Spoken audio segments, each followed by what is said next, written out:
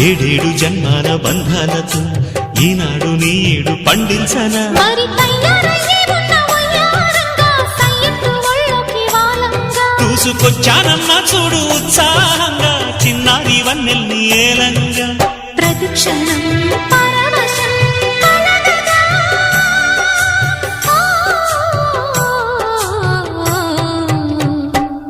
మనసా పలకవే మధుమాసపు కోయిలవై